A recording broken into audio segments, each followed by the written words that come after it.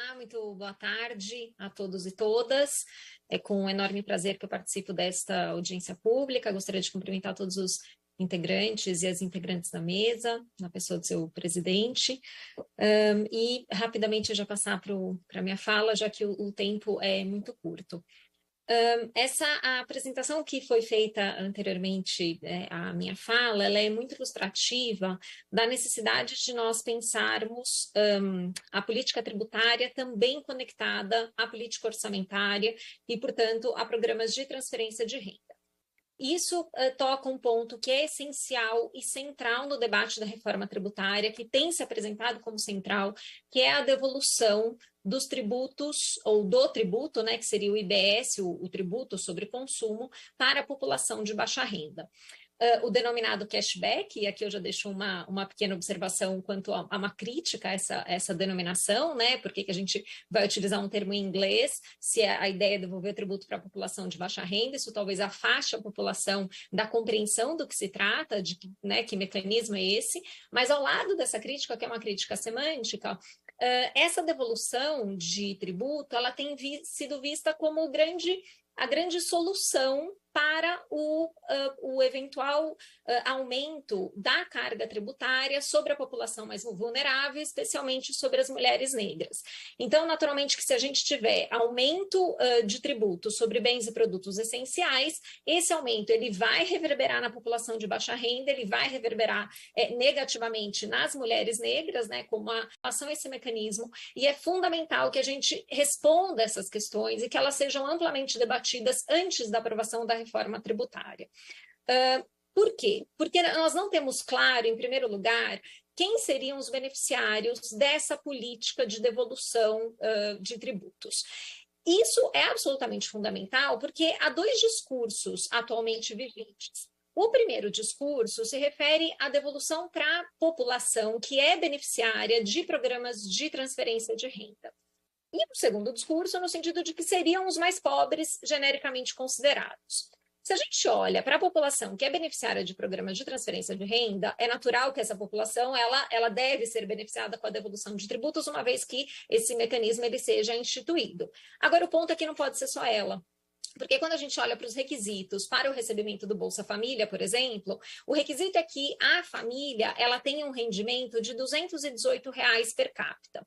Se a gente olha para essa realidade e confronta essa realidade com a realidade das trabalhadoras domésticas no Brasil, por exemplo, e 92% das trabalhadoras domésticas são mulheres, e dessas mulheres, 65% são mulheres negras, e a gente olha para o piso remuneratório, que é verdade, muitas vezes não é exercido, mas em muitos lugares do Brasil ele é exercido, esse piso é justamente o salário mínimo. Então, a gente está falando aqui coisa de R$ 1.300. Essa mulher, provavelmente, ela não é beneficiária desse programa de transferência de renda. Se ela não é beneficiária desse programa de transferência de renda, ela não vai ter a devolução do tributo, ela vai ser tributada numa alíquota de 25% a 30% num bem que é absolutamente essencial. Eu estou falando aqui de bens da cesta básica.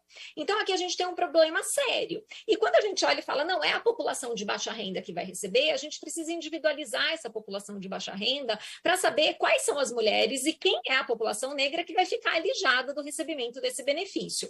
Daí, isso gera, né, uma outra reflexão.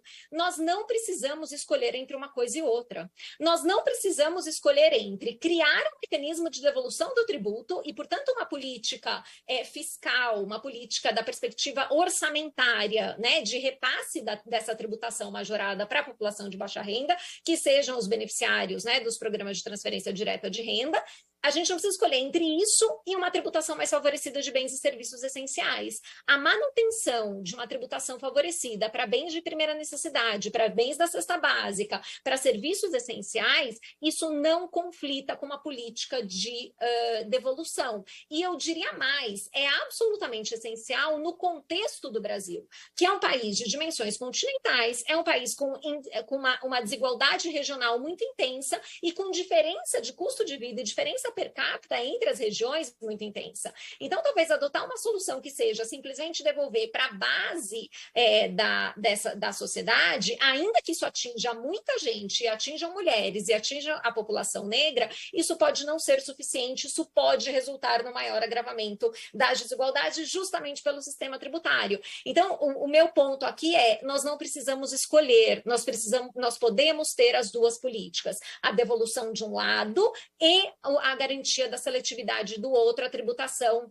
de bens essenciais mais favorecida. Mas aí os senhores e senhoras podem dizer, mas benefício, entre aspas, né, que eu não julgo nem que seria um benefício, mas esse benefício da cesta básica, né, menos tributada, isso favorece a população rica, porque os ricos consomem mais esses bens. Mas aí a gente estaria interpretando um princípio que é muito caro, né, a teoria da justiça, que é fazer o seguinte, para não favorecer os mais ricos, eu vou prejudicar os mais pobres. E isso é absolutamente irracional. Pode ser que a gente tenha, sim, um benefício da população mais rica na tributação indireta, mas esse benefício ele pode ser compensado por uma tributação mais pesada sobre a renda, pela eliminação de privilégios, como a Luana mencionou, pela tributação de altas rendas, pela tributação a mais adequada da pessoa física, da perspectiva do imposto de renda, e, portanto, aí nós calibramos esse suposto benefício que nós teríamos pela população de maior renda, se elas forem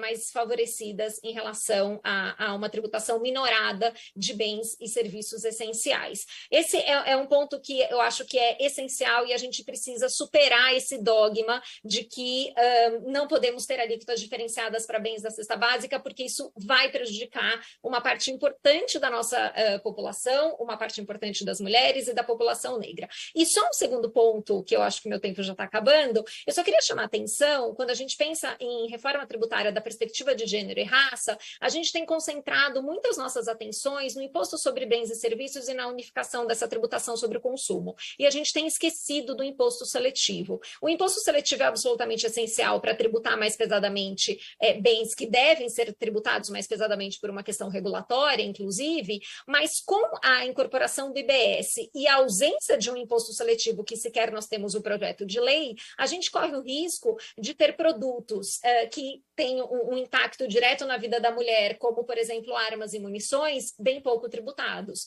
Então, se hoje a gente tem uma tributação pesada de armas e munições e também de tabaco, né, que tem um impacto direto na economia do cuidado, nós podemos ter uma tributação mais favorecida desses bens, porque reduzida, sem que haja imposto seletivo respectivo. De modo que a gente precisa dos projetos, a gente precisa das proposições legislativas, porque uma reforma tributária dessa monta não se faz simplesmente com uma ideia que é colocada na PEC, na emenda constitucional, para depois, no momento posterior, fazer a discussão da disciplina infraconstitucional. Então, essas eram as minhas considerações. Muito obrigada, novamente, um prazer estar aqui com vocês.